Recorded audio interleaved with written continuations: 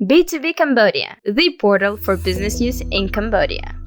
How would you say the Cambodian education system is evolving to meet the digitalization needs that are growing, and especially in rural areas? How do you think that's going right now? COVID have brought a lot of changes to everywhere in the world, not just in education, but in all sectors.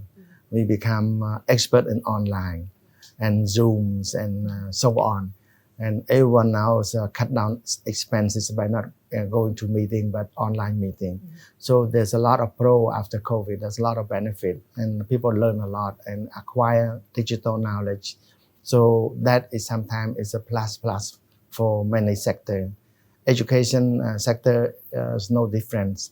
A lot of schools cut down expenses by using technology and expanding on the technology and make it worthwhile and utilize it in a very positive way. But it's a little bit difficult to apply it in the rural area where modernity is still lacking, and the disparity between public and private schools and urban and rural school. So let's wait and see how it's going to be. Because this new mandate is recently quite new, and the government have put a lot of focus on education, and they give priority on education, and they even come up with the 8 points education to improve the system, and I quite support that, and I hope that to see it work well. What do you think are the main things? You mentioned like the 8-point plan, for example, from the government side. But what are some other efforts that you've maybe observed also across the private sector, both public and private, to address those disparities and kind of make education more accessible to all? For private sector, it's not a difficult things for them to implement. It's a matter of those public schools, especially in the rural area, where funding is quite difficult. And reaching to the rural area with all the supply, modernity, technology is not that easy. It's still very scarcity that schools still facing, and the lack of technology, the lack of resources, the lack of funding, still a major problem facing them. So I think it will take some time. It's a matter of how much fund the government allocated to education. But you see there's an increase its mandate.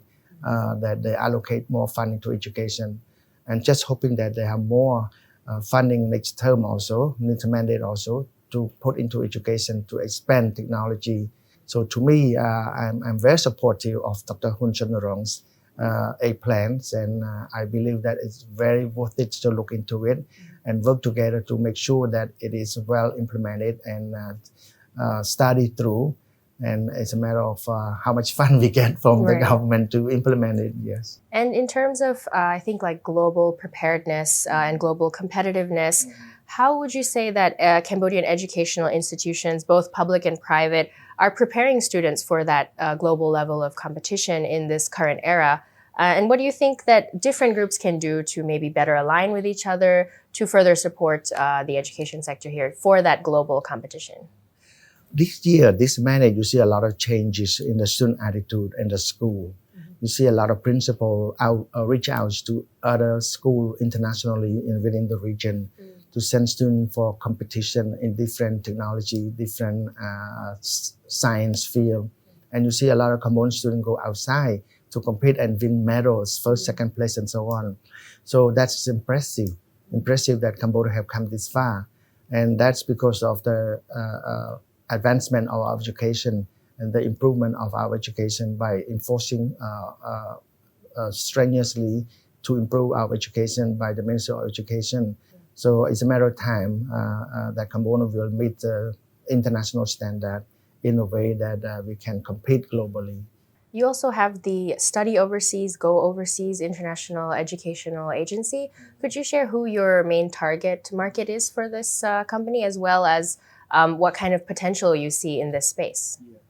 Well, we're more of like a third leg of overseas program. We have ACE IDP that brings students to Australia. We have Springboard that brings students to UK. And we have SoGo that brings students to US and Canada. So basically, we have programs that will bring students to study through different visa program, and they can study 1 year with the host parents, or they can study on themselves with different program. So basically, we cater to all students throughout Cambodia from different schools, not necessarily for our school, but for all students that would like to go overseas, especially in America and Canada, Japan, and so on. So basically, our target is to all students, and also to help students gain access to study in overseas in Western world. And to close off, just looking forward, what are your main hopes and aspirations for the advancement of Cambodia's education sector in the next decade? I can see that we move quite a big forward with new evolving with the implementing of technology, implementing of program with STEMs and so on, science, technology, engineering, mathematics. With that pushing, and also the implementing of TVET school, and that trying to reach 1.5 million students to make sure that we can train them in the field of skilled labor forces. There's a lot of programs that put forth for Cambodia. So it's a rosy outlook. Hopefully that we'll have rosy outcome. And I just look forward to seeing the improvement overall in Cambodia education. So to me, we just want to work on our behalf for ourselves and contributing our part and making sure that we take part in helping the government improve education together. Well, thank you so much for joining us here today on this deep dive into Cambodia's education sector. I think it was a very informative conversation and amazing insights that you've been able to share about the entire industry as well as of your company. Thank you so much again just for giving us the time today. It was a pleasure speaking with you. Thank you so much. It was you so nice having been interviewed. Of course, thank you.